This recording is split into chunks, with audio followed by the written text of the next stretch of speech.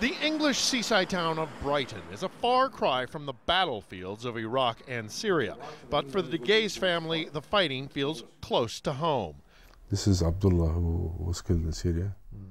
3 young men from the family went to fight in the region. They left home without telling anyone to join a rebel group that is a rival of the now notorious Islamic State.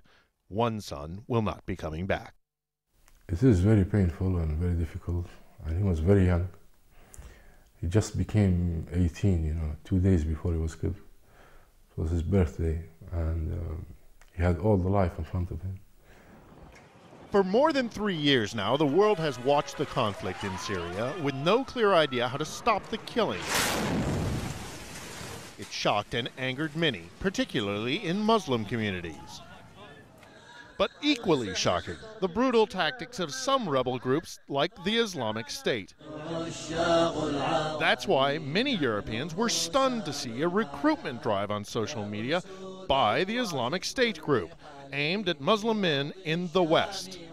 My brothers living in the West, I know how you feel when you feel depressed. The cure for the depression is jihad fi sabilillah. For those who monitor these radical groups, there is a real concern that fighters like those of the Islamic State group, which is also known as ISIS, could come back battle-hardened with new skills and a grudge. If ISIS is defeated and many of the individuals are forced to return to Europe or the UK, I think it's conceivable that, especially if Britain and America play a role in defeating them, that they'll come back to attack the home countries, if you like.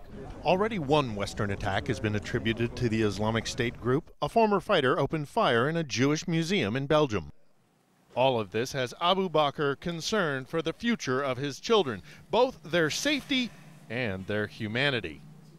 Basically, this is one of the major worries, that the ideology they might pick up there, which really have no connection to Islam nor humanity. The bigger worry is they might get killed there.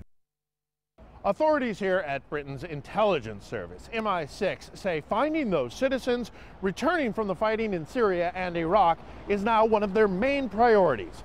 And with most European passport holders also having visa-free access to the United States, for American Homeland Security, finding those fighters is also said to be top of their list. Phil Ittner, Al Jazeera, London.